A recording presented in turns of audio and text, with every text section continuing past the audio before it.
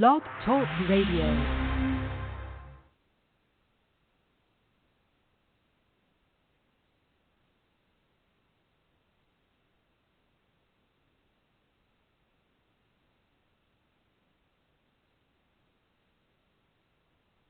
Everybody, welcome to the evening show. I want to make sure we're good to go. Let's get this party started. And we are breaking chains, implementing change, success rituals, turning grief, hardship into thriving. So with that being said, I'm making sure that we were already ready. We got it. Everything's running smoothly, so good to go. So we're in part 2 of our levels of rituals of highly successful individuals.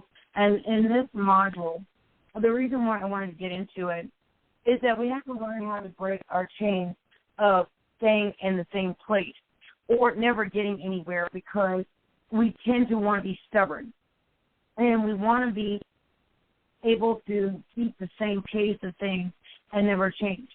And the reason what made me really do this one tonight was to piggyback off of yesterday. We had the conversation about different things, and we were hitting lightly on a couple of different subject matters, which is resiliency. And I gave you some strategies about resiliency, so I'm going to give you some more today. And then we're going to talk about other different things to help you to build those levels of changes and going into the successful levels of rituals that most successful people who are out there in this world, some of your tastemakers of this world, some of your most famous people in this world have overcome hardship, grief, loss that some of us never knew they went through until they shared it with us, which makes them even more, all the more endearing and things like that. When you see your favorite out there and you see someone really overcoming something and then they become something that you never thought they would be, and they end up being your favorite out there, say it's a singer, say it's a rapper, or say it's a president or a vice president, or something that amazes you that this person overcame everything that was designed to take them down in life, but ended up building them to the great person that you see out there. It does not mean that their life is any easier. It just means that they master the steps that most of us are trying to get there from here, where we're all at. And that's as beacons, civilians, anybody who's of a regular echelon in life. When you see these people who are stars out there, or you see industry's finest and greatest, that inspires us all to want to be something great, or maybe be one of those stars one day, or being a person of great influence and stature. You have to think, what did they do to get there? What actually happened that made them so strong to be able to be in this spotlight with a great level of responsibility and integrity, and having this following, this mass following of people. And when you think about this, the greatest responsibility you can have is a following of people who believe in you, who love you, who value you, who treasure your existence. And that's something amazing, but not everybody is deserving of that, and that's true. But there are some people who really are. And when you see your Joe Bidens of the world, you see your Dr. Joe Bidens of the world, you see your Harrises of the world, you see your highly degreed and professional Michelle Obama, that I am becoming a graceful person. We see Barack Obama, highly degreed professional, very, very, very astute. And you look at Joe Biden and you see the same thing. So it's not a black or white thing. It's all about how amazing that these people all have endearing things they share with us. And we realize that they're regular, average, everyday human beings that met some of the deepest challenges in life and hardships in life, and ended up overcoming all of that and becoming the people that they are, that we're seeing and we're learning to know and love and see as our leaders and things like that. So that's what I meant by tastemakers, people who change this world, people who are out there, the people who light up our life, to what I would call a luminary, somebody amazing who just illuminates this world and makes us look at things and say, I can get there from here. I can be just like Joe. I can be just like Dr. Jill. I can be just like Michelle Obama. I can actually be somebody amazing if I go through the hardships that I go through. There may be things that happen that I wasn't planning, but if I can get through that and then begin to break the chains and strategies to implement those changes and become a light in people's life, a beacon of light that you can see that I might have had a hardship, but I made it. I might have had things in grief and loss, but I made it. And what really makes me think about this is, our new president he is so endearing to watch because he has such a poise about him, and it's like a lovable guy that you can look back at all the presidents we had back in the day. And we think about all of them, and some of them were just like, and I have to get too much here for them, but they still have that same poise and decorum and that ability to have discourse that made you respect them and made you like them, whether you liked all of their views, but you understood them. You understood their leadership, their management, and their charisma. That's what I believe Joe Biden holds. And you go back and look at Barack Obama, it's the same exact thing. It wasn't about white or black, but the man was competent. He was able to lead, and he wowed us with some of his charming ways. And his wife did. That's the same thing with Dr. Joe Biden. She absolutely amazes me how intelligent and smart she is, how incredibly graceful she is. She's a breath of fresh air. So when I think about this, I think about the Obamas and their family, how endearing they were back when they were in the White House and things like that. So when we're thinking about these people who lighted up our life, those are people you look up to. When you look at celebrities, you look at all different people who've made it in life. It's not that their life is perfect, but you may not see all the hardships that they went through to get there. So with that being said, I'm going to go to the layman part of this as a civilian and relate that. Because when you go through the hardships in life, it does something to you. It makes you feel a certain way, like, why me? How come I have to go through this? What did I do? And I want to simply tell you guys nothing. You may have not done a darn thing for the things that happen to you in your life. Some of us, including myself, have gone through a series of orchestrated, unfortunate events and hardships that happen because it's piggybacking and stemming off of life. Life has a way of going 6 degrees separated, no matter east, west, south, north, south. And when you think about all these different things, we're all interconnected some way. We're all bound together in some way, and that is as a United States citizen, and those of us who are UK citizens or dual citizens or whatnot. So when you think about all of these different things, we cross each other's paths somewhere 6 degrees separated, no matter what part of the world we're in. So our history, our generations, all of that is handed down from generation to generation. So when I did this presentation series, I wanted to make sure you guys understood that. Time to break those chains, strategies to implement change, and sometimes that's changing management, changing staff, and then even in your personal life, changing what goes on in your personal life, including up to marriage, relationships, or even engagements or things like that, all the things that put into the factors of hierarchy and need and wanting to get where we want to get. And we all have the wants and needs of Maslow's hierarchy, and I'll pull this up for you guys to understand it. This is from the psychological point of view, and when I took Psych 101, 102, and 103, and 104, it's a level of 4-part series that I had in college. And I want to relate this to everybody, and I don't mean to harp on college because not everybody goes to college, and I'll tell you one thing, I met some stupid people with degrees. Trust and believe, I worked for them. So I always try to tell you guys, college is not for everybody, but it is for some people. And I encourage anybody to go to 2-year college, or if you decide that that's not for you, that's okay. Get your trade. There's people who make it equal or commensurate the same amount of money somebody college might do.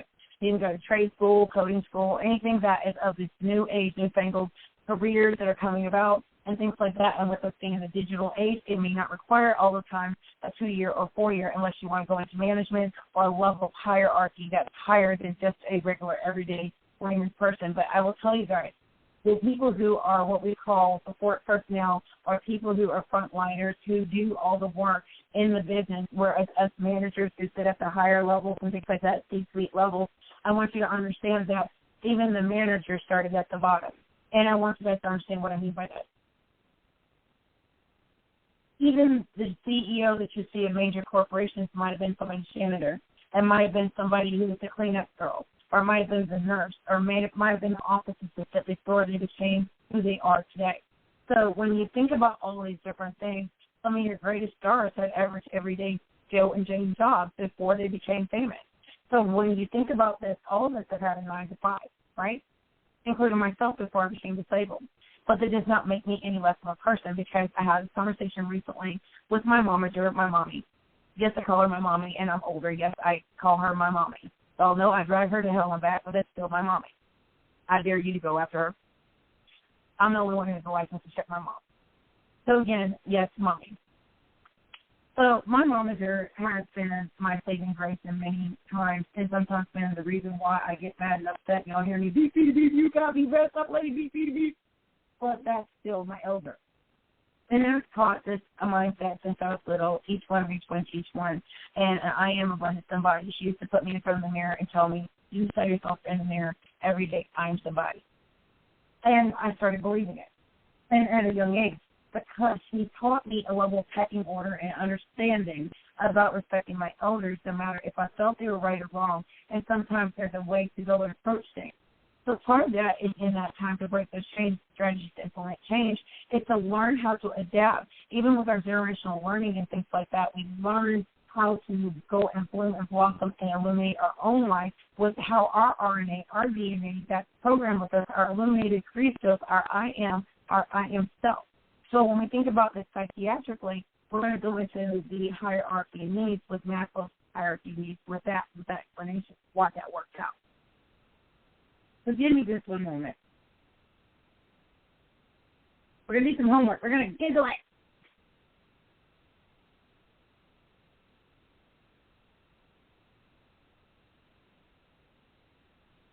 And we had this in strategic leadership here. I want you guys to understand it. In organizational management. Pull up my old little stuff. Like, I'm not going to put dust studies off that so it would go end up sneezing all over my presentation today. So I was like, forget it. So we're going to give it right.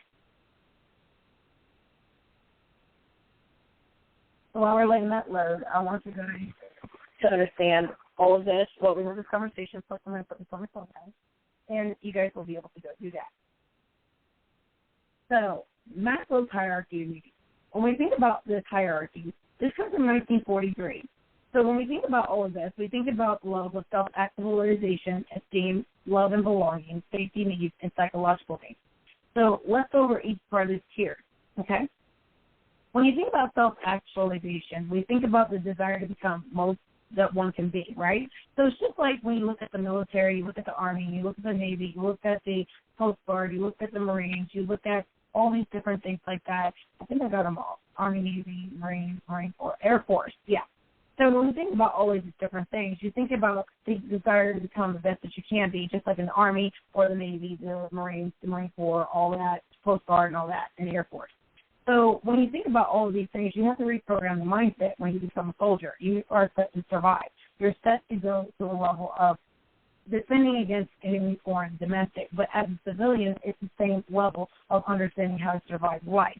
You begin to look at things in that hierarchy of needs. You look at self-actualization, esteem, love, belonging. In those levels of self-actualization, you look at the desire to become the most that you can be. Esteem is the level of respect, self-esteem, status, recognition, strength. And then on top of that, you're looking at the other parts to this, which is you look at love and belonging. You look at friendship, intimacy, family, a sense of connection. And you look at safety, personal security, employment, resources, health, levels of things like that, and property. So when you're thinking about all of those types of things, you're thinking about the physiological needs, which is food, water, warmth, rest. So when you think about that, that's air, water, food, shelter, sleep, and clothing, and then reproduction. So that's at the lowest end of the totem pole. But that all factors into our pyramid of life. So when we think about all of this and we think about how we illuminate and lift up ourselves in a level of life in our life, we think about everything we're born with, programmed with, and that is our I am, our Christos, our illuminated one, our real, true, actual self, which is self-actualization. We begin to shed the light on who we truly are. But as we grow in our generations, we begin to grow apart from all of that and begin to start going by what everybody else wants us to be instead of what we're supposed to be. So part of that is in psychiatry and psychology and understanding all of that. And so when we think about love and belongingness and we think about this hierarchy, right? So when we go through this hierarchy, we have to go and understand the levels of the 1943 Maslow's hierarchy of needs. And part of this is that we have a need that is, it is an ideal of psychology proposed by Abraham Maslow, and that was in 1943 in a paper, A Theory of Human Motivation, in the Journal of Psychological Review. And this is one of those things that most psychiatrists, psychologists look at and also study from institutes. So when we think about all these different things, Maslow subsequently extended the idea to include his observations of humans' innate curiosity. So our innate curiosity is to quench that thirst like we were talking about yesterday, and that was the levels and layers of physiological, biological, economic, financial, and emotional intimate needs. So all of that goes into that hierarchy. So I wanted to break that down real quick for you guys and begin to look at the healthy levels of mindset that we have to have in emotional resilience, and that falls into that hierarchy of esteem and self-actualization and love and safety and physiological, biological needs and things like that. So when we're thinking about all these healthy things that need to be done, those are success rituals, correct? So when we think about all of that, that goes in what's transforming our mind and our mindset and going into a level of resiliency and rituals of success. And that's what most of your people who have shed their light on us all about how they got there, some people ended up being presidents, who ended up being orators, narrators, speakers, people who legitimately came out there in this world, and every hardship, obstacle that was put before them, every grief, every loss, they used that as a way for them to stem off of that and jump off that springboard and become who they are today. So it means that they didn't just get there overnight. It took levels and layers and obstacles, hardships that they overcame, things that were designed to break them down. That's why we all are going to go through something in life, grief, hardships, and things like that, but it's going to test our ability, our integrity, our value system, and our ability to stay together mentally, emotionally, physically, economically, without breaking down. Sometimes the strongest people are the people that people consider the weakest link, but they tend to be the strongest. So a lot of times you get people who are great performers, but when you look at it, who is the strongest is sometimes the one who's the most flawed, because they're not perfect. They're not going to present as I'm a perfect person. Show me a perfect person, something's wrong with them. So when we look at that thing and the resiliency, we challenge the assumptions, which is also part of what we're going to talk about today. So when we understand our habits, we begin to challenge our assumptions about people, places, and things. So unhealthy habits prevent you from accomplishing your goals and can affect your health. So what does that mean? And while we're thinking about that, call in live 515-602-9765. And for this seminar, you can cash app offer a level of love offering at $IMCC Coaching, $Don Diva Coaching, $Teamwork Online, Top Radio Diva. Put Top Radio Diva, the power to do more. And you may call and book your appointments at 833-IMCC or 833 for my appointment, which is Don Diva Coaching, or 833 book me too. And you can book your appointments online at imcccoaching.com and dondivacoaching.com for your regular, everyday citizen, and teamwork.online for children, adolescents, young adults, and family members, and imcc.com for your specialty appointments and things like that.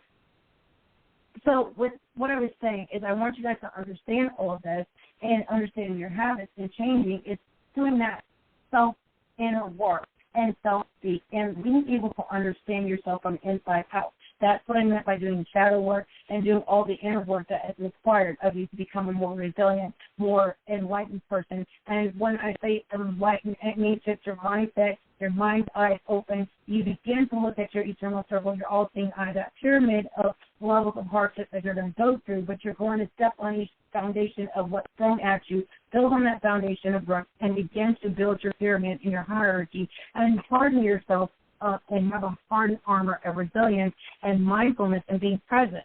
So that means that the light and ray of light shines in on you, and you begin to become more enlightened on how to master life and time to break those chains, strategies to implement change, and begin to overcome hurdles that otherwise would have broke you a long time ago.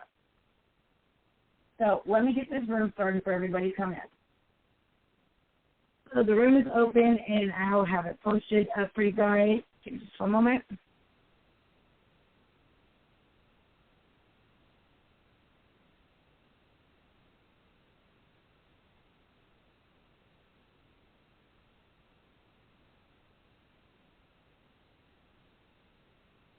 And you may come to that room ASAP.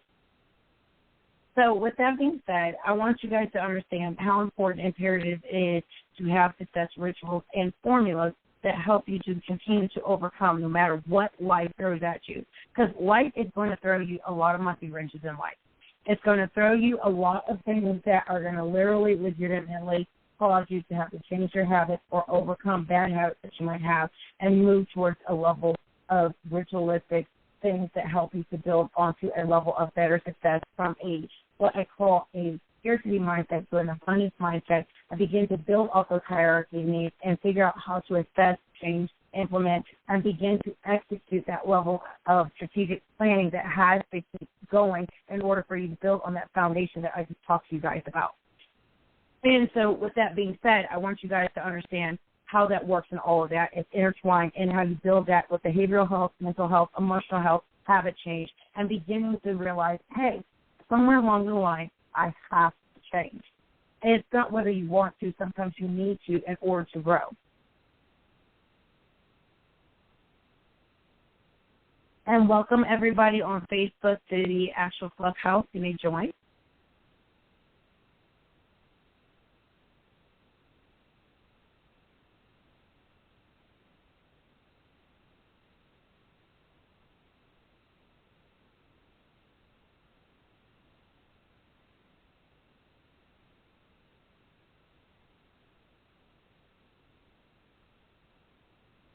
And you may go to I Am Safety on Facebook. You may share the page, and you may join. You may go to Don Divas Coaching on Facebook, and you may join there as well. And you may post and go and join from Team World Online. And if anybody has hands raised in the Clubhouse, you will be able to talk to me just one moment when I take questions and things like that.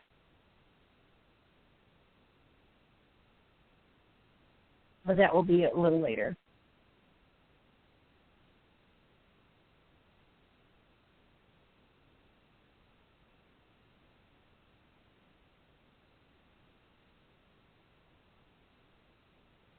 And those of you who are in the hallway, come on in.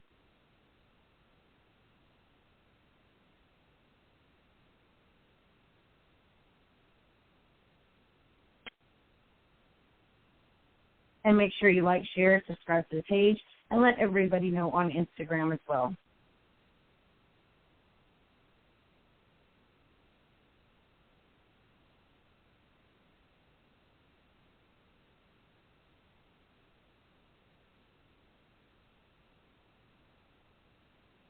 And just one moment, sorry.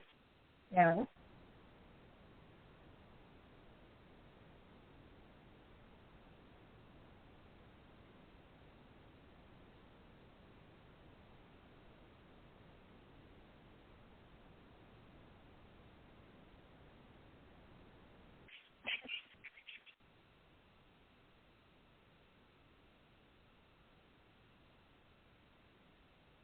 So, back to what I was saying. I wanted you guys to make sure that you guys are following along and we are on the same page. There is a level of understanding that changes to your habits. So unhealthy habits prevent you from accomplishing your goals and can affect your health. And that's your emotional health, your mental health, physical as well. Many habits are simply a way to cope with stress or boredom, or even a combination of boredom with your life, or the habits that need to implement a better level, layer of your life moving forward instead of 90 miles an hour backwards. So you can learn healthier ways to cope, replacing your unhealthy habits with good habits. So with that being said, sometimes stress or a level layer of life-changing events is actually caused by a deeper set of problems. So do you have certain beliefs or reasons underlying your unhealthy habits that you may have that are stopping you from growing, and time to break those change strategies to implement change? So think about what I just asked you guys. Most of the time, it usually is the culprit. There's a lot of things that might be going on that are creating or causing a level and layer of that. And there might be a lot of things that are causing a layer of you stalling your progress because you refuse to change your habits. So with that being said, you have to look at the levels of underlying unhealthy habits. Could it be somebody you're around? Is it your surroundings? Is it your relationship? Is it your marriage? Or is it that there of a breakup of a marriage or a divorce? Or is it a level layer of your work environment? Is it some kind of stress that is causing the levels and layers of your habits not changing, or your resistance to change? So when you think about all of that, sometimes the benefit is biological, like it's maybe smoking, or it might be something else. If you don't smoke or you don't drink or you don't do drugs, like I don't drink, I don't smoke, I don't do drugs. I don't care if you do that. I will tell you guys to get off of it because it doesn't do well for your body over time, and the older you get, the worse it is. So to take and cancel those type of habits. So when you think about all of this, and I have to tell you guys this as a life coach, that it's better for you to have a healthier lifestyle and mindset and things like that, and it keeps your brain clear. So without further ado, that's enough about that PSA. Sometimes it's emotional and like unhealthy relationship patterns or things like that. In some cases, your habits help you cope with. For example, if you bite your nails, or say you might drink a lot of coffee, or say if you like literally are a drinker and you drink a lot, maybe you have beer when you get home, and then you sit down and you're just like, okay, I've had 6 or 7 beers in, maybe that's enough. Maybe you should reduce that 6 or 7 beers to maybe 1 beer. Or, you know, like if you have a glass of wine and you start to see yourself spacing up and drinking a whole bottle of wine, then you begin to see that that's the habit that you need to change. So that's a prime example of changing habits. And when you think about this, most of our successful people in this world don't have a lot of major habits. If they do, they're functional with their situation. So that's the difference between most people. You can have habits, not what you do, it's how you do it. And a lot of people don't understand what I'm saying with that. It means that whatever it is you do in your life to cope and compensate for whatever's going on in your life, if your habit is overtaking your functionality, your mental health, your emotional health, or your well-being, then maybe you need to put it down. It doesn't matter what it is, whether it's cigarettes, whether it's alcohol, or anything else. So when you think about a level and layer of all your habits, whether good or bad, are in your life for a reason. So when you think about these behaviors, what is it linked to? Then you have to think about the benefits to you, even if they're bad for you in other ways.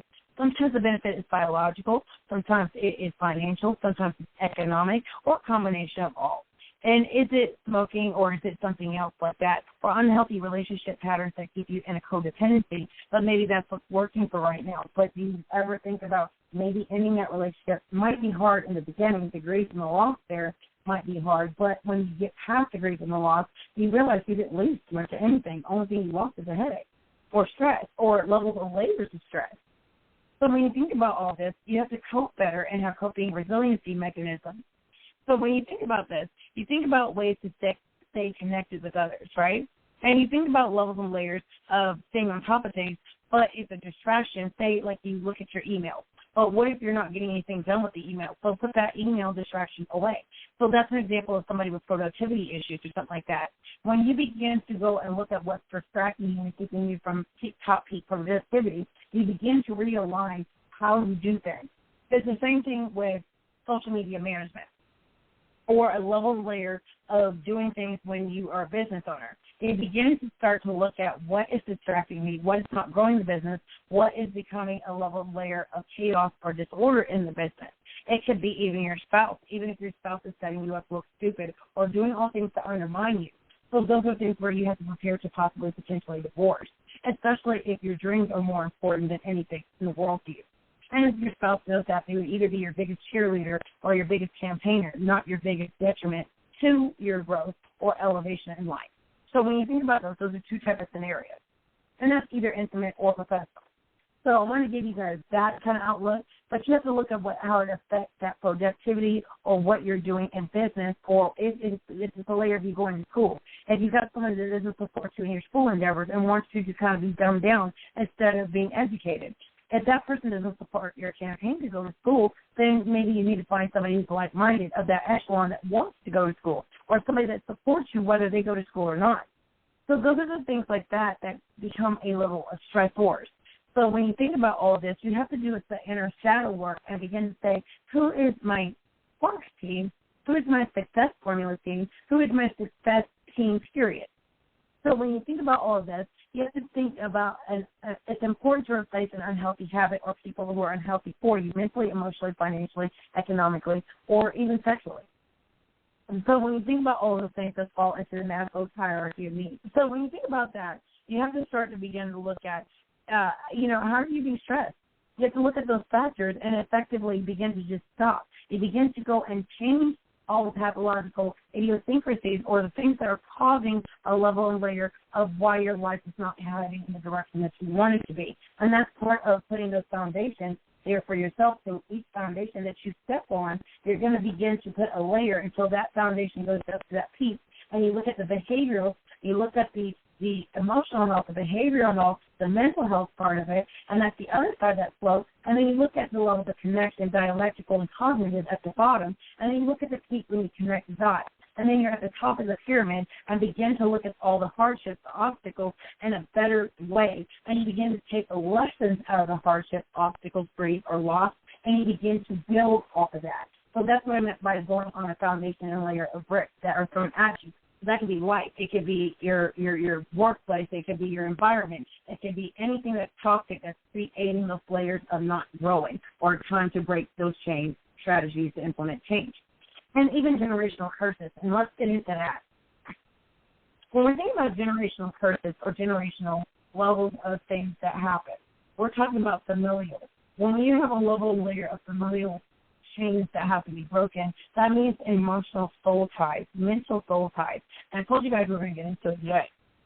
So when you have soul ties, it can be anything from familial values or what you were taught outside of your Christos, what you were born with, your illuminated one, your DNA, and things like that. So when we start to go to assume everything we're taught is right, we begin to adapt to everybody else's level of what they want, what they feel, what we think we have to adapt to be belong. So when we think about Maslow's hierarchy of needs, that sense of belonging, that sense of acceptance gives us that codependency. So I want you guys to understand that. It's just like a signal that you tampered with. It's just like a person provoking and gaslighting. If that person does not want to see you be successful, it's just like the Tikmanisha Monica who is doing signal tampering, or her son who's the signal unit 31 Romeo. He doesn't like me, I don't like him, feelings mutual, and his mother is a dangerous person, a narcissistic sociopath, and a pathological Tikmanisha. So when I dated a sociopath and everything else, his mother is an enabler because she's a scammer and a con artist. She has a fake identity. She does a lot of things that I'm just now finding out about. So I'll give you 4 instances about that.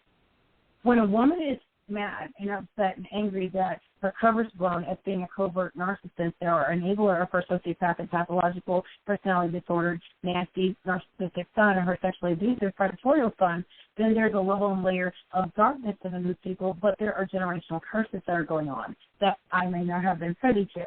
So once you begin to look from a place of empathy, you begin to separate yourself from that. And you begin to lose the levels of soul ties you might have with that person or emotional levels of ties that you have with that person, and you begin to see them from a different light. And it may be that they're walking in a false light and a disorderly, out of order, demonic light instead of one that is of a illuminated light, one that sheds that light and shows you a better walk of life than being a nasty personality disorder, Tikmanisha, fed wench, or a nasty, out of order bully. You know? So that's why I want you guys to understand that and the examples of that with relationships or with what would have been what we call a true love scam or a person who never really loves you but they love what you do for them or how they can use you or in a layer of, how do I say this? If you had a husband that lied to you about his identity or lied to you about his connections to people you may know, it's the same example of having a tie with someone. So you have to break that tie with that person, including up to family, toxic family members, or people who are interconnected to your family members. That is the same example of that pick-me-isha, her nasty, disgusting, narcissistic, personality disorder, bullying, provoking, gaslighting stuff. So when we think about all those and those examples of people who are nasty, evil, and disrespectful, misconduct laden, it's the same as a mother who enlists her son, a 31 Romeo, who knows how to use cable companies and do those different things and tamper with signals or using VPNs or doing all those disrespectful, misconduct laden things I pointed out. So I wanted you guys to understand how narcissistic, nasty mothers can pass that down to their nasty, narcissistic, pedophile, out of order, trifling, sadistic, sexual abusing, domestic abusive sons. So when we think about all these types of Tikmanisha antics of provoking gaslighting or IT antics and things like that, just like my FedEx 31 Romeo 82nd Infantry Division, Fort Riley, Kansas, where Mike Pompeo was stationed. So when you think about all of those different things, my 31 Romeo X is a nasty, narcissistic sexual abuser, and he's also married to a wealthy, well-connected rapper who is involved in all the Tikmanisha antics. So I want to give you guys examples of narcissism, sociopathy, and then when it comes to find out, like, how I got a lot of exposure is I found out that Monica is the same scam con artist that was doing tax evasion, tax scams, and scamming other people, opening up businesses with EIN she had no business doing.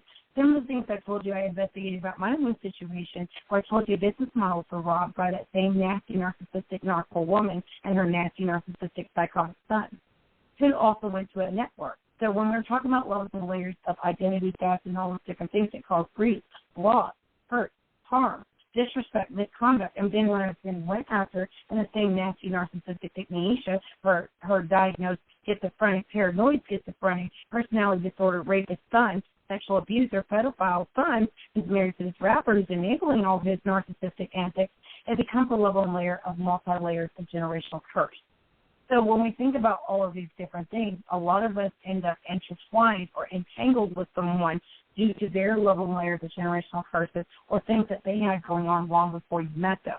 So when you meet these type of people who are narcissistic, undiagnosed personality disorder, pygmalious, just like Monica, it's all about the tea woman, just like I was telling you guys, the same Monica is the same Monica that everybody's finding out is not the real person. It is actually not Monica Stahl. She's actually Monica Tumor Allison.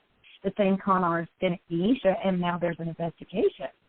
So when you think about those type of con artists, those nasty narcissistic people like this who utilize people or their friends who are in high places to cover up all their wrongdoing. So when you're thinking about all this, it affects the integrity of investigations and things like that. So going back to generational levels of things like that, you have to break those soul ties and those chains to those same people, because a lot of times when you have people who have abused you, provoked you, emotionally abused, gaslighted, bullied, harassed, it's because they knew you were getting close to what they were talking about or doing. Or you got close to it because it affected your people, or they caused destructive levels of pain, loss, wrongful death, things like that. So when you think about someone who would date you for 15 years on and off, trying to find out if you knew about cases that their father and their mother were involved in, because his mother was a snitch and a rat, just like his father, it becomes a level layer of, but it becomes layers of generational curses and things like that that are stemming from things that were revolving around people that you may be related to or have known. So when we think about generational curses and chains, you have to break those soul ties. You have to break those generational chains and sometimes remove yourself from those people who are creating those orchestrated hardships, losses, or levels and layers of misconduct, abusiveness, divisiveness, all the out-of-order things that I told you guys that I was going through and the hardships I went through because this man stole my business model. He sat there and worked with these Armenians, and these same Armenians are the same ones that are on DEA cases, things from stemming from 91, 93, 94, 96. 96, 97, 2007, 2008. So when we're thinking about levels and layers of this, and you enlist your son or your husband to do all these different things, play with IT strings, cable strings, like it happened with AT&T, happened with Dish Network, happened with Cox Cable, then there's a level and layer of misconduct, abusive divisiveness here, and there's a level and layer of that 31 Romeo trying to cover up for Mommy Dearest, who's a fraud and a con artist. But it comes out to be a level and layer of soul ties. It means there's levels and layers of Mommy Dearest and Daddy Dearest for doing a lot of scamming. Joanne the scamming and Joe the scamming. So when Joe the scammer and Joanne the scammer get caught up, then what do? They turn around and cause a lot of grief, misconduct, layers of abusive, divisive antics, using avatars to hide behind because they know that they're informants, snitches, rats, but they're also scamming con artists, and they've been doing this for a very long time. So not only does it become a level and layer of harm, but it becomes generational harm because you did it to my father, you did it to my mother, you did it to my aunt, you did it to different people. So when we go into levels and layers of misconduct and things that were happening over a layer of years, it becomes a level and layer of time to break those chains, strategies to implement change. And here's the reason why I go into this. You have to learn when somebody is banking on your loyalty, or banking on your habit of being codependent on acceptance, or wanting to be accepted, those levels of psychological, emotional need. And when a narcissist uses someone, they use vulnerabilities, or they use levels of brokenness that have been manufactured over a period of time, or brokenness that stems from either some type of psychological abuse, emotional abuse, physical abuse, sexual abuse. And that person is based on you're trusting them not to hurt you again, or they're doing something to exploit that hurt to use it to their advantage. That's a master manipulator, a narcissist, a psychopath, a sociopath, just like Monica, like I told you about Anti-One Twitter, the one that did that and came after me and asked about mental health. And I'm like, why are you asking about mental health? It's the same thing this woman Monica did, but I talked to her on the phone. The same Monica that was playing Ignatia antics. So not only did I recognize the voice, but it's the same avatar that's sitting on monitor all about the truth. So I said, this must be the same person. So then we're starting to realize that there are things going on because I got some good information today. And the same people that were going after others who were revealing that this woman was a fraud helped me with the level of my grief easing. I realized that my grief was being stemmed from a lot of things that I didn't cause. It's not my fault. For the longest time, I blamed myself for trusting someone. That's a genuine person, an empath. I trusted you, but you took that trust and tried to get information. And then you tried to destroy lives alongside of that to cover up all of your wrongdoing, your generational family's wrongdoing, and levels of misconduct, abusiveness, divisiveness that you've affected my family for generations, and I had no clue because there was a disconnect in family. So I would have never known unless I asked. That's what narcs do. That's what sociopaths do. They lie, they steal, they cheat, and they scam. So when it comes back to hardship and going into levels of success and resiliency, a lot of these things you have to consider. You begin to look and replace with unhealthy habits. So I stopped wanting to be accepted. I stopped wanting a seat at a table. I stopped wanting to be loved. I stopped wanting unconditional love because I realized most people don't know what love is. I realized most people do not know what loyalty is. Most people don't know what integrity and moral value is. Things that I signed my oath in 2017. I took an oath to protect against enemies, foreign and domestic. And I never thought how important that oath was and how important the Constitution was until I got closure today. It reminded me that sometimes the law is not on my time, but it's on time. And I used to question the levels of order and light and illuminated light until this happened.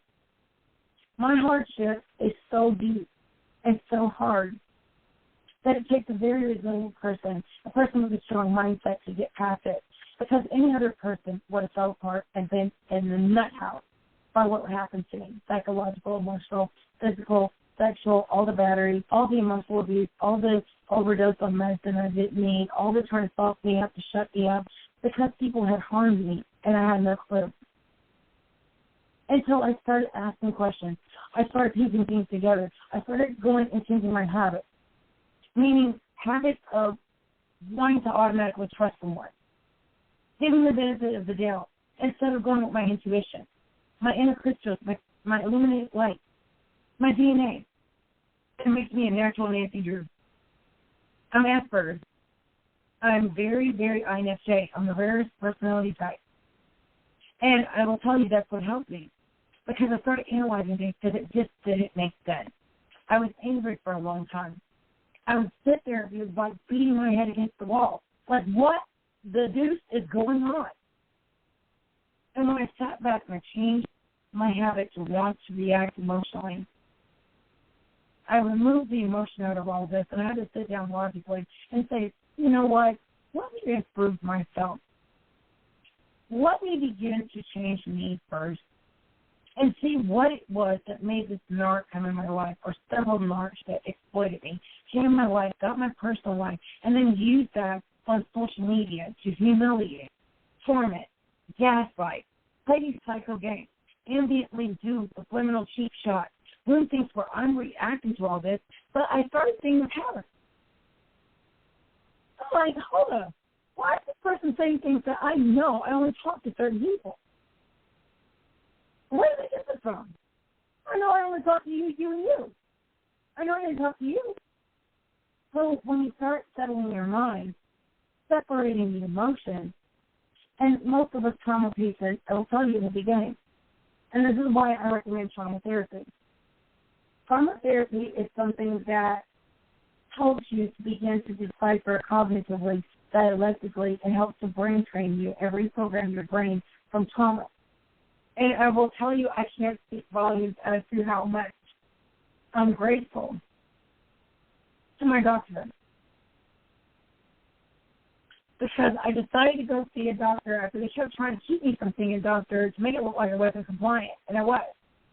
Or they made it so hard for me to get appointments in Georgia and Florida. I finally got a specialist. Because the place I was going to turned over to a substitute clinic. And they ended up getting doctors. And I got assigned a new doctor. I told the doctor I'm here because I want to be present for my client. He said, what do you mean? I said, I am a life coach. I'm certified since 2015. I went back to school in 2013. And I ended up graduating with my associate's degree, and then I subsequently got my bachelor's degree. Right after that, I went to Disability Support Services, and I will tell you something. That was hard in itself because I was dealing with trauma the entire time. And the same person I trusted is the same person that harmed me. We were in the same classes together before we moved to Texas and then to New York and then married this girl. And I will tell you that it's the most maddening thing in my entire life is living next to somebody that was my enemy or part of the equation of what happened to my father. Because he asked me questions about certain people I'm related to. Things that happened to my father and my actual related family member that died. And it's like a level and layer of hurt so deep after I realized what this is all about. My heart is still hurting over the situation, and I never got to hug this person. I got to hug my mother, but I never got to hug my father. I never got to tell my dad, I love you. I never got to know him. I only knew him through certain things, and I just found out that my father was my first Santa. I found that out.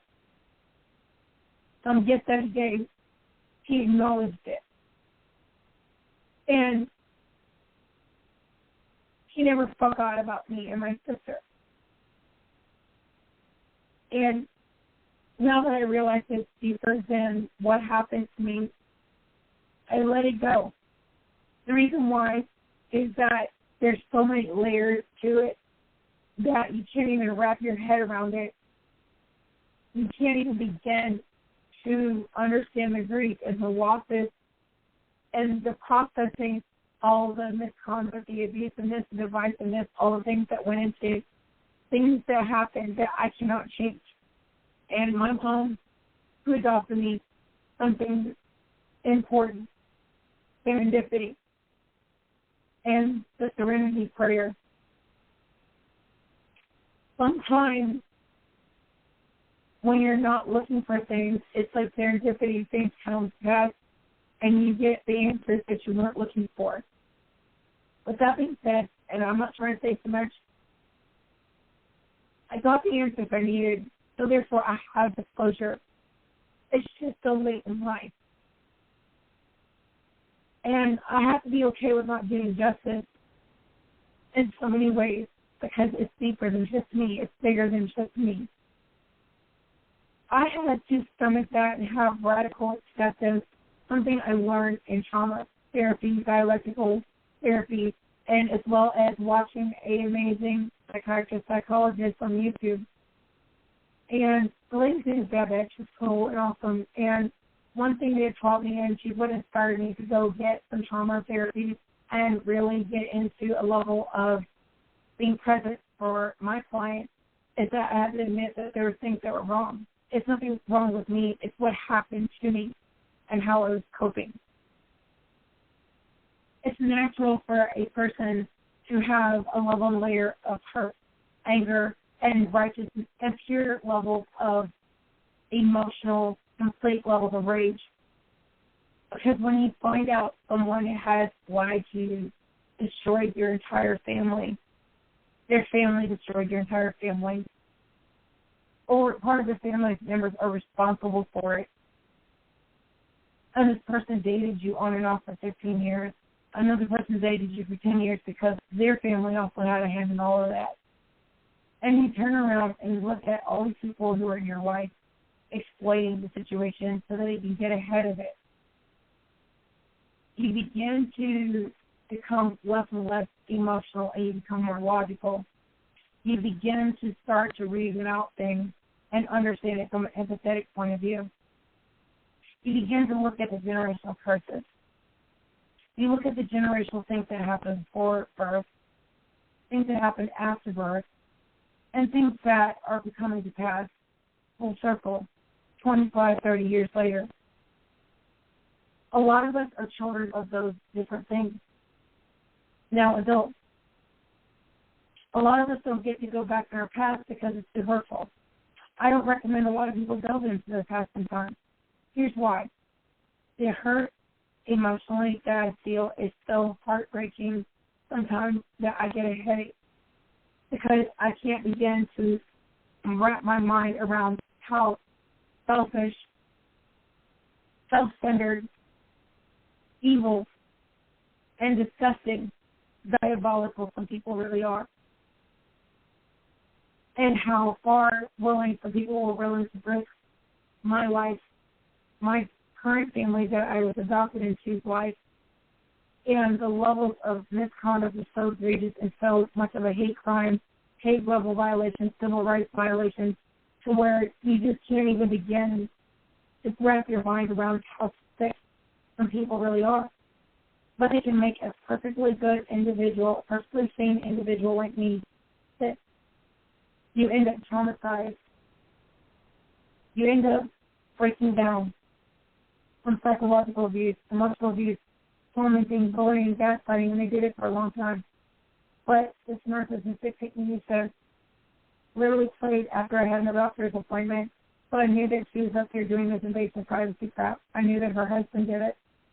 I knew that they did this mess after the fact. But it's 10 years later, 12 years later, 15 years later, overlapping crap that they did. It violated my personal rights. That's a hurting thing.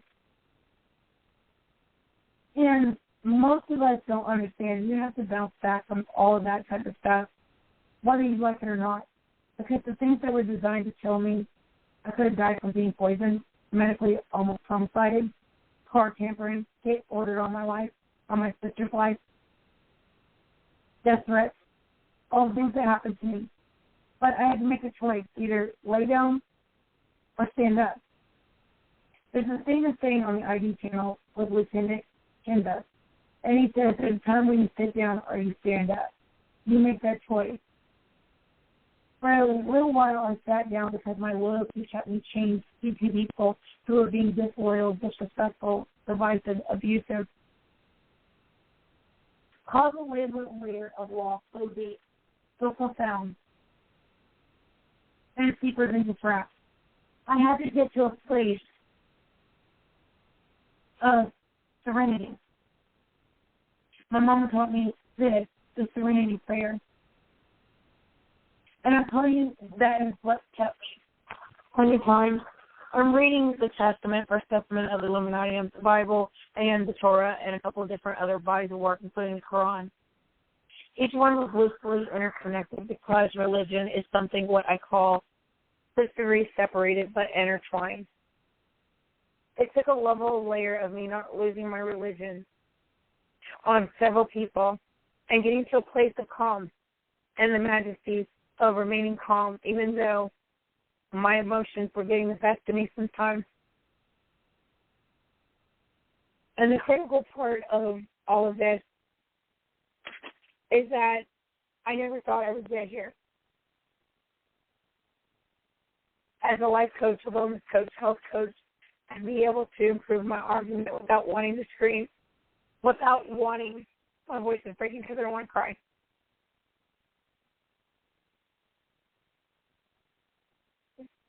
The emotional, psychological attempts to break me, to silence me, to harm me are so egregious and so bad that I have to choke back tears.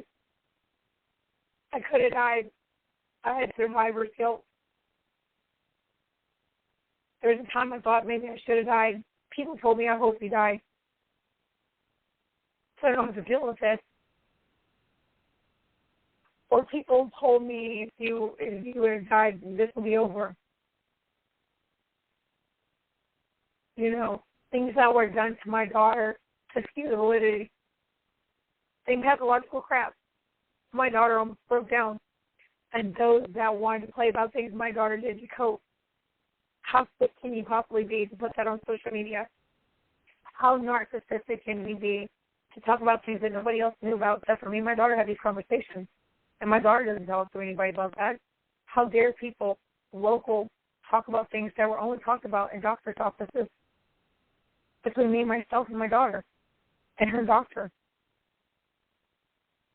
The trifling things that this pygmy Isha and her dirtbag husband did, invasion of privacy, and others who had vested interest in the situation did, and used that for subject matter and sent their little minions to play games on social media, offline, online. I have to fight back tears right now to keep from breaking down in front of you all, because part of this seminar is for you guys to understand that it's important to replace an unhealthy habit with a new habit that provides a similar benefit, meaning my unhealthy habit of wanting to emotionally erupt, go off on people for what they did, and I have a righteous right to want to cuss people out, drag them to hell and back, throw them in a grave, dig them back up, and drag them to hell and back over what they did. I had to get to a place that when I was stressed, to turn that stress around and become productive. Change that mindset that I had of reactive abuse syndrome, narcissistic abuse syndrome from being narc. Yeah, I was narc, but like everybody else, I survived the narc, the Duke of Narcolepsy, basically, which means my ex and all these other different people. And at this point, literally people did the most. And I was riding for people who rode for me, but against me. I was being loyal to people who literally were hurting me and throwing me in as a pawn and hoping that they could eradicate me because I'm living proof of what they did. My sister's living proof. And they were hit orchestrating my sister's life as she's military. And the level of fear-mongering that was done to my mother that adopted me. The death threats to kill my mom. Death threats to kill my daughter if she didn't give news, or kill me if she didn't give news. Things that they all did. They all participated. Yet I had to sit there and stomach all that, remain calm, and practice a level of majesty of staying calm when I have every right to cry. I have every right to punch the wall. I have every right to want to go strangle somebody, but I don't. I chose to be a good empath. A super empath is what I'm called. I had to go from being a trusting person to zero trust. I had to go from a place of where I blindly trusted my mother. I had to re-go back that with my mother because people violated me so badly, used me. I'm not talking about my mother that adopted me. I'm just talking about in general. And when we are thinking about those layers of trying to break those change strategies to implement change, trying to break those change strategies to implement change, we have to begin to look at all of that, come up with another way to deal with the levels of stress and practice the new behavior instead of going back to old behaviors that are comfortable or easy to go to, which is reactive abuse syndrome that I displayed. I've seen online. I went back and watched my lives where they were terrorizing me, using their burner accounts, provoking, gaslighting, harassing, and I saw myself reacting to all that, going off on them because I was so outraged that you would sit there and continue to try to hurt me and harm me after I've already been egregiously and deathly, and it used to make me so mad. And it's difficult to stop when you're so used to survival mechanisms, survival technique. All that beep, beep, beep, you got me, SMS, beep, beep, beep, MF, you got me, beep, beep, beep, all those things that people saw were their strategic ways to keep me distracted from figuring out what they did, how far they did it, how long they did it, because it was interlinked 91, 93, 94, 96, 95. Things that I was telling the truth about. They're just mad because I got close to the truth. I didn't know anything. I just did my homework. They're only mad because they're getting found out and who they're supposed to be ain't who they really are. That's what I meant working in a false light, not an illuminated light. And the levels of out-of-order misconduct, emotional abuse, tormenting, gaslighting, harassment really did damage. It did some severe damage. I'm not even going to lie to you guys.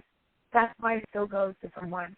That's why I encourage someone and everybody out there. What I mean by someone is you're going out there to go see a doctor, a therapist, a psychiatrist, someone in a specialty when you're traumatized, like I did. It's okay to say, I can't handle this. I don't need to be my own doctor. I don't need to be my own therapist. I don't need to be my own life coach. I need to get someone who can help direct me. That's what I did. A smart person knows that they don't know everything. A smart person says to themselves, you know what? I know when I can handle something and when I can't. And I didn't want to keep trying to dig myself by myself out of this. I didn't want to think that I had it all the time, because I didn't. I'm learning right along with everybody who's been traumatized how to go and manage every day. I reach out to you guys as a life coach certified because we learn about these things, and that's also what helped me to calm my nerves, to calm myself. And it took my partner in coaching, when I went through coaching training, that they also messed up that. It taught me a level and layer of, because I was going to be internationally certified, and they messed that up, so I had to go back and get all that done, because I had already finished all my coaching. I did 6 months, and they messed that up. But I already have my certification, ISO 9000, which is higher than the ICF. So with that being said, I'm still certified. I got my wellness coach, my health coach, and my divorce coach will be coming soon. The certification, I'll be able to work with the court, DC National, all that other kind of stuff, which I look forward to doing, because that's going to be my healing lifelong. For me to help others, to be able to direct them to go see a doctor. It's okay for med management. It's okay. As I become a medical doctor someday, they'll be seeing me to diagnose and treat. As of right now, I don't diagnose and I don't treat. What I do is I serve as interim gap until I have a level and layer of apprenticeship through the doctors and things like that and get my certifications done, and I will finally be a medical doctor certified. That's why you guys saw my stuff that says MD. I'll be finished in 5 years, and I'll be able to be a medical doctor, full on board in my own practice, in my own clinic, diagnosing and treating. Until then, as I tell you guys all the time, I'm only a certified life coach, and I do not diagnose and I do not treat. Although I know how to, I understand it, but I will not do it until I have my certifications and I go through all of my credentialing that has to be done. With that being said, as a life coach, I'm able to help you guys in specialty. There's those of you who are traumatized and different here. They're going to be dealing with roles and layers of people who are narcissistic, sociopathic, divisive, abusive, nasty, evil, discriminating, economic, or bioterroristic, or emotionally abusive, or technology abusive. Like I gave you the example of the signal campaign. With Cox Cable and AT&T. Lo and behold, the same Armenian child with AT&T. Got my FedEx fulfilling one. And now you understand the invasion of privacy to its entirety. Exploitation for its entirety. So when I think about what someone said about criminal enterprises, there were. Mine was not. You guys all heard me when I called the IRS and said, my investigation because the IRS did look into me because of the attachment to this scam artist. For some. And the sad part about it, I'm just now finding out. I got the best exposure I could ever have gotten today, realizing that they did the most. They destroyed lives for years. Like I said, I was just a victim. But instead of saying victim, I'm a survivor. Most victims don't make it out. Some victims end up dead. I'm not going to be one of them. Because I want you guys to understand everything that was designed to kill me and harm me to overcame. It can happen. You can overcome hardship. It's all in how you process it in mind. So I want to give you some strategies about how to change your habits or how you react to things and whatnot. Choose a substitute. Plan ahead in time for how you will respond when you face stress or a level of things that cause you to have a bad habit or bad reaction. Eliminate triggers. Your environment might make your unhealthy habits easier to go to and compensate. So good habits harder to go and list. So when you think about this, make it easier to change your habits by avoiding things that trigger them, including people who enjoy or get off on triggering, upsetting, provoking, and gaslighting. Now you guys understand why I did a social media detox. Because social media was an aggregator. Social media was a level layer of where they were using fake stock accounts, dormant accounts for hosting and gaslighting. Then when I connected onto them and I reported it, they put it to my name. But I explained why they were changing things to my name, because they were trying to go and do things on me, and I didn't do anything. Social media managers. So part of my angels were some of these social media managers. They were called them effective because these people didn't care what platform they used. They were platform to platform to platform. Multi-people, multi-district. So at this point, it's a level layer of a real-life nature TV that's really happening. All of us are participants inadvertently, involuntarily. And it's that sort of value can all play out in social media. And social media ends up being a saving grace for someone's victims. If it hadn't been for social media allowing some of these victims to see, some of us would be dead. I'm one of them. I would have been like, nobody would have known. That's the thing sometimes. Sometimes I don't sleep. Because I realize that somebody tried to poison me. I realize somebody tried to manipulate my life. I realize somebody messed with my car 18 years, some of them messed with me 18 years. They did. Well, they were getting away with what they did. They didn't care about the justice conduct or previous levels or Kimberly or ATN, but the system shared. Because they benefited from all of it. And they blamed some loyalty, silence, or a victim not knowing all the parts. You're damned if you do, and you're damned if you don't. And nobody can help you if you don't talk. You don't understand what the cops are saying. You said you gotta talk. You gotta say something. And when I'm telling you the truth of what I had knowledge of until now. I had to do my homework and figure it out. So the cops have turned it over to $100 because it was bigger.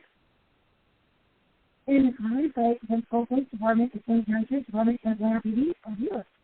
New York PD, LA PD. Because all this is stemming from all these things.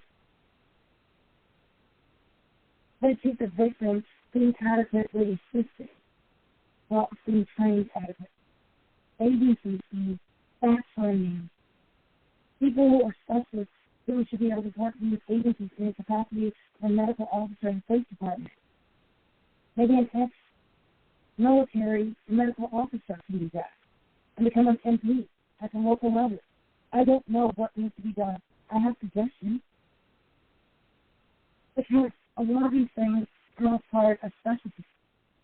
A trainer, somebody that can train cops and forensics at the local level. Because it's just a victim, myself, to tell these cops, you're missing some things, sir. And you harsh and listen to me. Let me tell you what's going on. Stop thinking I'm under the shoulder and I'm telling you the truth. When they tried to make it look like that, Dad was a cop.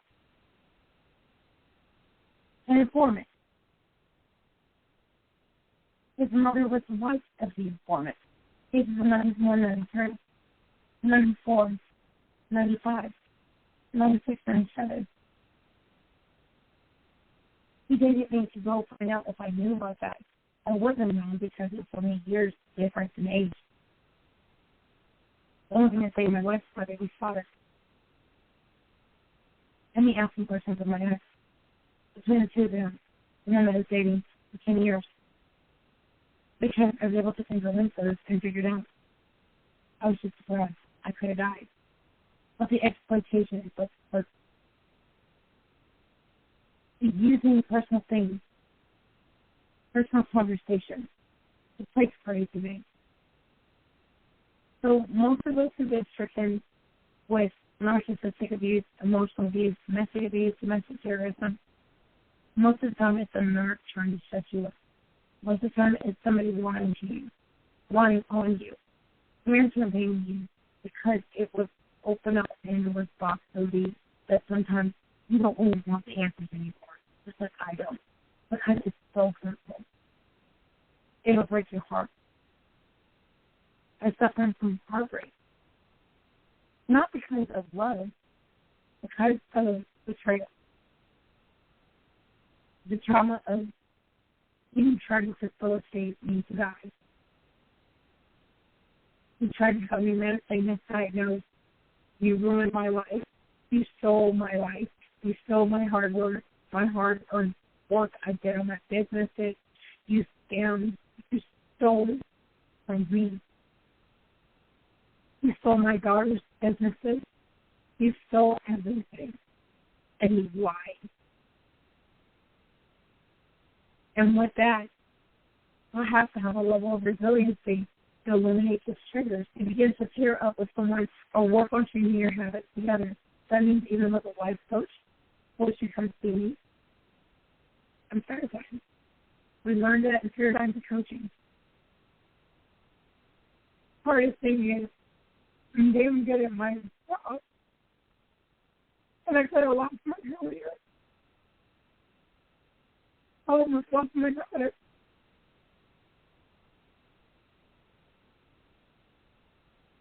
And I had to be my own coach.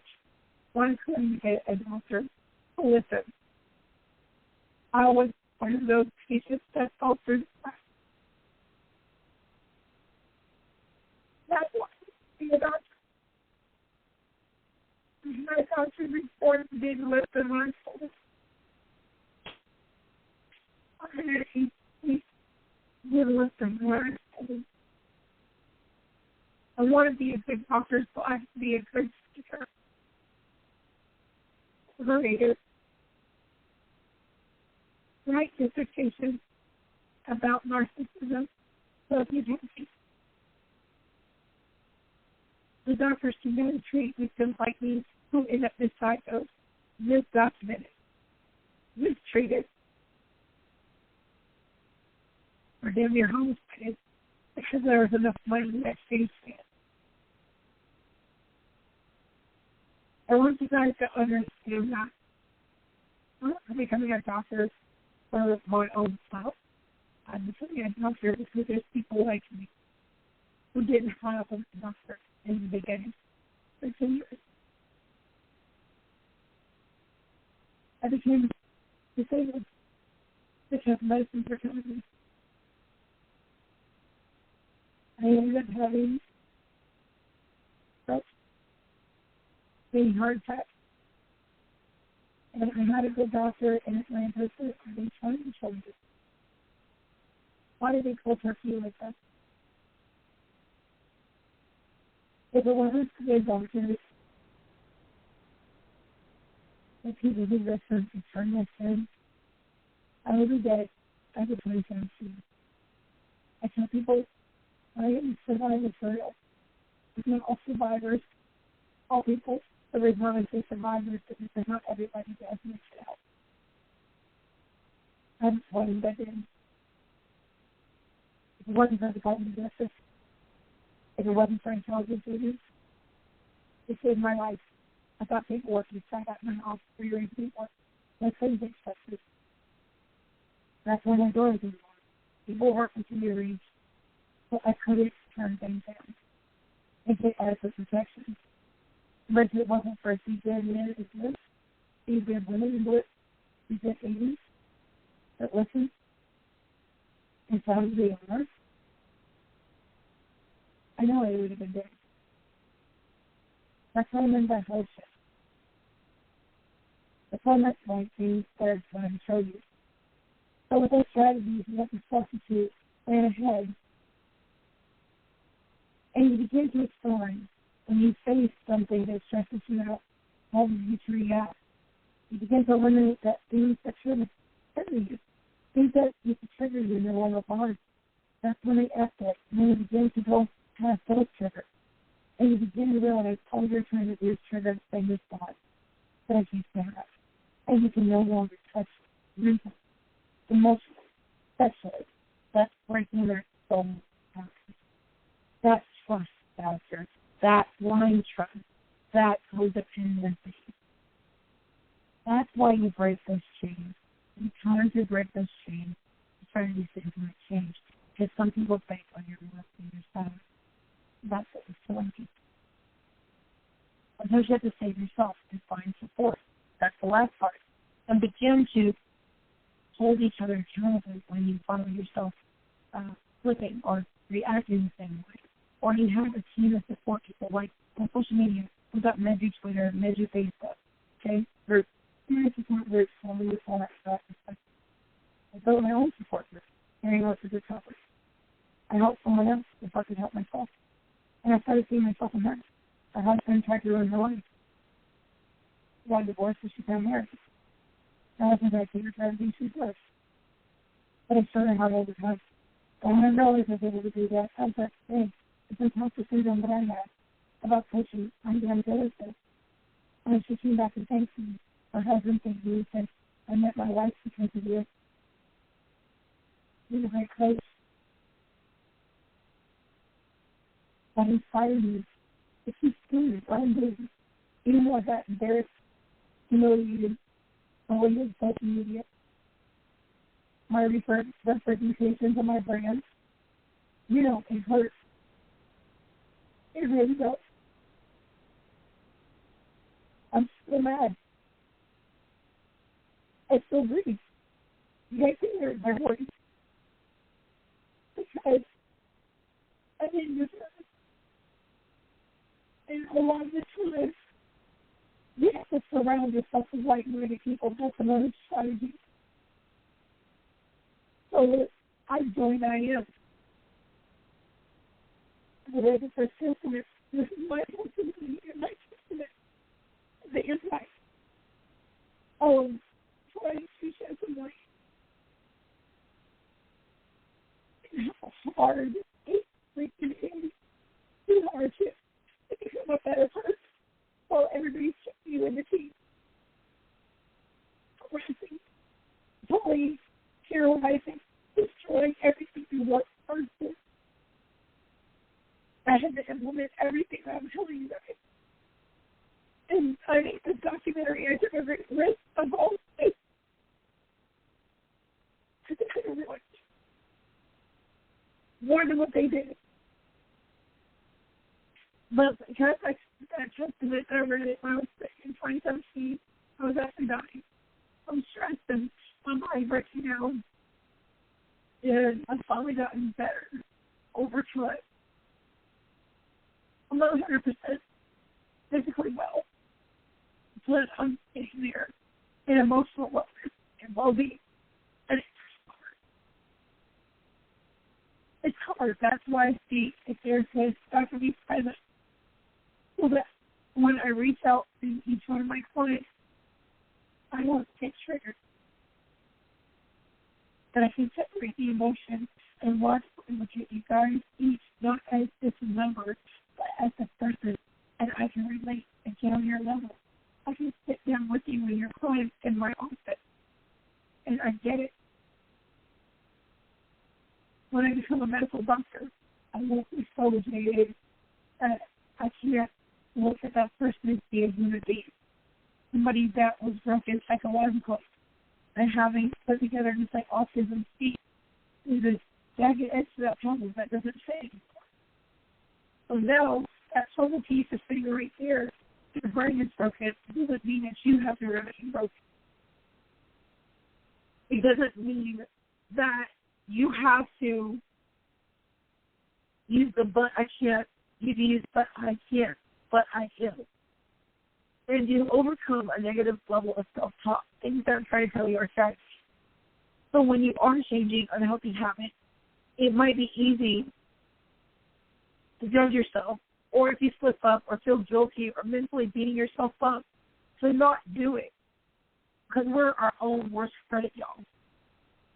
We'll have a tendency to think, oh, I slipped up, I said a cuss word, or I slipped up, I'm not being perfect, so active Patty, or perfect Patricia, like, why did I get married? Where you saw how perfect she was, but her marriage was a sprained freaking wreck. But she wasn't who she supposed to be, who she presented to be. A stellar coach, or like the therapist that she was in the movies, but she literally had a train wreck relationship, family, generational shit, babies lost, Her marriage is destroyed. But yet she went to work every day like she was fine. And those are the people who normally are not fine because everything looks perfect. I'm going to talk you this last thing. To be a perfect man, to be a perfect woman, because each one of us has vulnerabilities. Each one of us has flaws. It's okay to be flawed. You don't have to be flawless all the time. It's okay sometimes to look like a freaking book stuff. It's okay to go through periods of grief. It's okay to have your butt print in the couch. From being down, it doesn't mean you stay there. So when you think about this, and you want to avoid feeling guilty or mentally beating yourself up, look at the example of, but I feel I'm out of shape or tired. A few months from now, I'll feel energized. Once I start working through that. That's like when somebody's depressed. Do you think you're going to be dressed up, look great, look like a beauty queen? Hell no. You're going to look like a person with a bonnet, don't give a shit, and doesn't care. Might not even wear a bra. Same thing with a man. He might have a 5 o'clock shadow. That's his nuts. And might change his underwear every couple of 30 days. Because somebody's going through something doesn't mean they need it. But you have to have like-minded people that surround you and you're able to support you and get focused on changing some of the unhealthy habits. That's why you have accountability partners. That's why you have support groups. That's why it's okay to go see a psychiatrist, therapist, psychiatrist, psychologist, intern gap. Don't see your psychiatrist, psychologist, and you see an MSW, LSW, or a life coach, someone certified to help and counsel you, to help you to get to a point where you start to change those habits that you adopted and coping mechanisms that are responsible. Yes, don't first living is fine. I don't want these tears away. Just stop. Yeah, sorry, baby. I don't care. And you have to think about, I feel like I'm going nowhere, right? But I'm working to develop valuable new skills and coping mechanisms. I think I'm a failure right now, but everybody fails sometimes. If you haven't failed in life, you're not doing anything. If you don't have enemies in life, you're not doing anything. If you don't have people who are coming after you in life, you're not doing enough. Yeah, I said it. So when you start to do a level of inventory and shadow work, you begin to think, when does this habit actually happen? How many times do you do it? And where do you go? Well, who are you with when this happens? When are you triggered? Who triggers you? And then you begin to eliminate those different things, and you begin to put those notes. I'm going to give you guys some exercise formulas for all this type of stuff, and I'll put it online. I wanted to make sure that we do a presentation first, so when I go and do all of this from our online pre-recorded, you guys will be able to get all of this, plus the actual paperwork comes along with these things, and you'll be able to do this at home, and we'll do a self-coaching, and you'll get the pre-recorded sessions. So that's where your donation is to help this.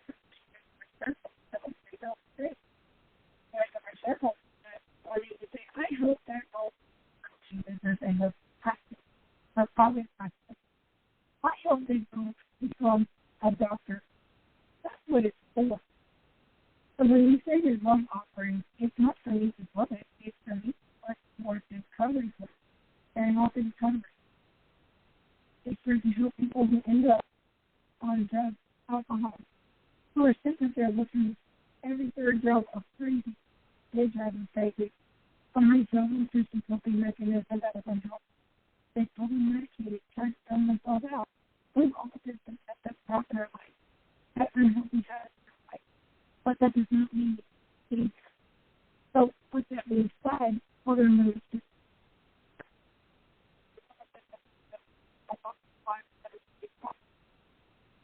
so we're in the second of the presentation. Rituals of highly successful individuals. And like I told you guys, you're Dr. Joe Biden, you're Joe Biden, President, and you're Kamala Harris, you're people like that who are highly successful, have dealt with hardship. You're Michelle Obama. You're Bushes, Laura Bush, President Bush in the past, senior and junior, all overcame hardships, things that were designed to kill them, harm them, take them off their square. But you see who they became. So I want you guys to pick up some reading materials and things along the way that I tell you to pick up. Pick up Barack Obama's story. Pick up Laura Bush's story, Jenna Bush, Hagar story.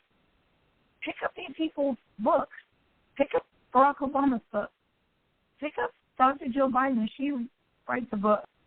Pick it up.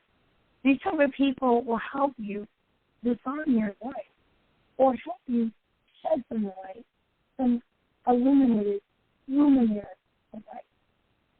Illuminated light. So when I think about this, I'm a beast. I'm learning how to step into my life. Maybe she's born with it. Or maybe she's able. So maybe she's a DNA. It's in her senses. I am believe it. It's awesome. Well, think about that. They all can be there. It just takes studying that light and not perfect. It takes what it is hard trying. It takes what is called post-traumatic growth, radical acceptance of sometimes the most egregious, mistranslated, high-level, civil rights violating, deathly harmful, evil, just pathologically, diabolical. Everybody I see, sometimes you can cussing, but y'all know what they shit. Sorry. But that shit when I see it. And sometimes she has to consider a good person. If she considers a strong person. If she substitutes that pyramid, biological, mental, emotional, behavioral, mental health, a stronger person, a resilient person, somebody who is going to be the base, guardian of phenomenal. But when you think those people that have that way overnight, you think Joe Biden doesn't want this? You think the Joe Biden doesn't want this? You think Barack Obama doesn't want this? You think a bunch of things doesn't want this? You think the Clinton doesn't want this? I'm sure they do. I don't know. Because we see the finished product. So, if you're wondering if a success story for real, well, this is where we start all of that. We all have rituals every day. You have rituals every day. You have to wash your butt every day. You have to brush your teeth every day.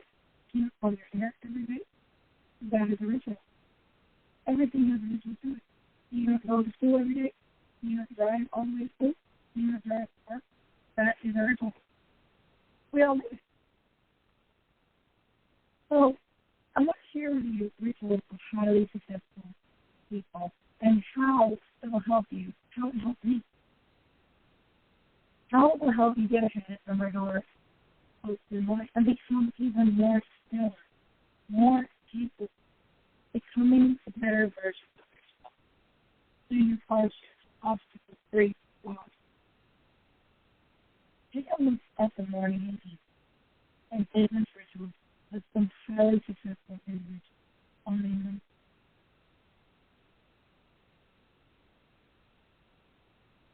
Let's take an example of Mark Zuckerberg. Let's take that. Have you noticed the level of layer of who this man is? Even looked at his one of his years world. You think it wasn't great in your eyes to see only just green t-shirts, but these green t-shirts are not uniform for any company. Wearing only green t-shirts by Mark Zuckerberg is no longer tag. This is the way I say the tag. Even if you sometimes click on him, you'll still find this Zuckerberg up but around the clock strikes at 6 o'clock in the morning. Without having to worry about something to wear that day, Mark Zuckerberg crafts his outfit, which is usually his gray t-shirt, and then when he's off work in his office early in the morning. So that means that he has a habit of having the same thing. It means that he does not have to worry about 50 hours, what color, what pair of shoes, this, that, the other. At all times, if you say to get up, that would be the posture. Okay? Let's look at having your warrior. Feel a next step. It's your warrior up on top. We think about rising early in the morning, sleep, let's protect. And when we think about having your warrior, was this the night shadows covered the land, and the twinkling of stuff was probably the most successful event at 4:30 in the morning. Having your is up and working. Having your warrior starts to be like one through email, Then she ensures she's kept informed about current affairs, reading the newspapers, then ensures she remains fit and healthy, and she exercises. So after that, her daily morning rituals, she's in the office by 8:30 and ready to take the child to the work. So the means that she has ways to take care of her body, from emotional health, her behavior, and exercise, eating well, and then doing things that keep her day going, functioning, so she's well aware of what's going on, so she can navigate the day. Let's take another one. Tim Cook, Apple CEO. Tim Cook not only enjoys his being up before the sun, he is very proud of the fact that he's the first one to be at his company in the morning. The last one to be. That's indicative of most billionaires, millionaires, and people who are very successful. You can check the email from Tim Cook as early as 3:45 in the morning because it's when he gets up. Has become known for sending incoming emails at the time of morning because of the business hours for most successful people. Most business people are up what we call business hours, voluntary hours, business hours. Because while everybody is sleeping, most of us are. So that way we get our day started and get things done. I have a habit. I'm up at 4 o'clock time, getting things done. I'm sometimes at 5 o'clock in the morning, and by that time I'm picking up early now. I get back up and I get started with my day. Yeah. Because I've already briefed myself about today. So I'm doing things that I'm touched up. But I learned by watching people and their successful ones and their seminars that they have. And hearing what their successful ones are. I want to adopt some of these patternistic behaviors. Because it helps you become more efficient and productive. So, and he has become known for sending healthy emails in that time of morning. He's one to ensure he maintains his health. Therefore, you can find him at the gym at about 5 o'clock in the morning. And I don't know. I can't confirm or deny that, but doesn't stay that's stuff. Then we look at Jack Dorsey, the founder of Twitter, and here. So, tweet might be some of the Twitter at Jack Dorsey in the morning when he's taking his 6-mile jog. And Jack Dorsey also takes some time to meditate before he leaves for his runs in the morning. That helps him get his mind and his thoughts because he knows that he has a place. So when Jack sits down and he thinks about what he's going to do with his stage on his social media, he begins to think, what is he doing in comment? They're maintaining their health, their exercise, and they both also wear a certain type of uniform that keeps their day fast, quick, and hurry, get dressed, and just that work get out. You look at Jack Hall, founder of Optima. A patient who says things is commodity of time, and most people miss. So when you look at some of the things we need to persistently find our life, we begin to look at these things until we realize time is money. You just haven't got time. You cannot get time backwards. So it's just like that when you look at finance. If you look at that in your life as a finance book, you begin to look at the time and how to organize your money so that every hour of the day there's or a million back or a level of valuation to what you're doing. Therefore, you begin to realize that time is money and you don't have time to play. Whether you're a billionaire, millionaire, or regular everyday person or personnel that makes these billionaires money.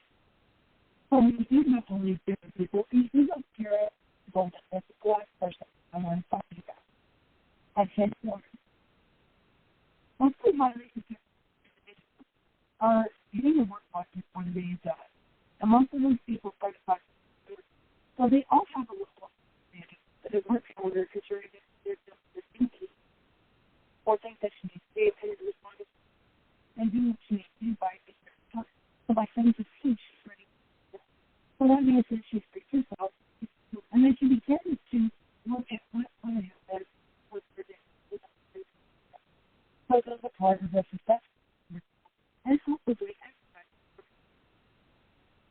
then you look at Virgin and all these other different people like David Tush, Virgin America. At first time before he was born, this time, he literally kept a busy job from his associate government or to move up with these things, but not to look at sometimes on his email. He began to address fierce analysis, and he began to read newspapers and his first he said, so do you notice the levels and layers of spiritual of each person? That she can so fit, mentally fit, physically fit. They go to the doctor, they have the doctors to make sure their health stays on top of it. And then on top of that, they get rest. Again, choose to look at the different things they need to be doing at a certain point to get ahead of the day. So while everybody's sleeping, they're moving. That's where your change makers, your movers, and your shakers. They get everything done, and they have a schedule. So with that being said, you're looking at all these people with these particular things, and you look at the level of Ariana Huffington. You look at Ken Chanel, American Express, founder of Huffington Post, Ariana Huffington. You look at all these different people like Bill Gates, Microsoft, and you look at all the things that you got to compare back and forth. So when you start to look at that formula, people have most of it is a level layer of consistency and habit change. It's part of who they used to be a long time ago to the person that they are now. Then you look at maybe mobile, so you look at all these different business people, business women, and then you look at these different things that you meditate and do. That's something that I think is different. So when you look at these different things like that, you look at all the things to keep yourself in a place of this. When you think about all those different things, meditation, extra mindfulness, and practice, part of that is what. And so with that, I want you guys to understand where you begin to look at these strategies that they're putting in place. Speed is very important. Look at what everybody needs from you. Begin to assess all of the things, analyze, and being in control of different things. So when you look at all these different things, and look at what it needs from them, and being committed. And being committed to success levels, and then continuous levels of changes, the things that are not working, implementing those changes, and it's time to break those changes, strategies to change. And then when you look at all the different things, you begin to look at all the rituals, and, begin to know, begin to look at the book, and begin to look at the downhill stretch, and begin to work at the session, and begin to look at the remaining focused, innovative, training, organizational structure, and how you structure relationship, the support system, where somebody is like-minded, they have people who work on the same page, their spark team, their dream team. And then, a good education will assist you to manage big business better. That's the reason I'm at school. So when you think about all these, try to control that the janitor might be the CEO. You look at this data, or you look at Microsoft, Bill Gates. These people start out in a garage. You look at it too before by name is Art. He started out in his apartment. Let's keep there. A fashion market. And the other guy that's on there as well, I've forgotten his name, per se. He's the one I always forget, but he's one of the most important leaders people. Because he figures that there is David Jones and that there is the fashion mind. That's that guy. That's Paul. And then there's another person that's simple because they all follow a regimen, a strict level of pattern and strategy from what they find as the alternative to what they do. So when you think about this, prepare yourself for opportunities, committing to being in the company yourself a business or not a business person, opportunity yourself is too. So when we look at all of these different things, we begin to create a level of wealth and success. The best wealth we can have is mental wealth, emotional wealth, wellness, well-being. Some of the people in this chapter, some of them even think support me because they don't tell you about it the way they just don't share that with you. So never be afraid to believe in your ability, and you should take more risks. Then you begin to become emotionally, with less attached to money, but more attached to time, money, and being productive. And capitalize on all your opportunities.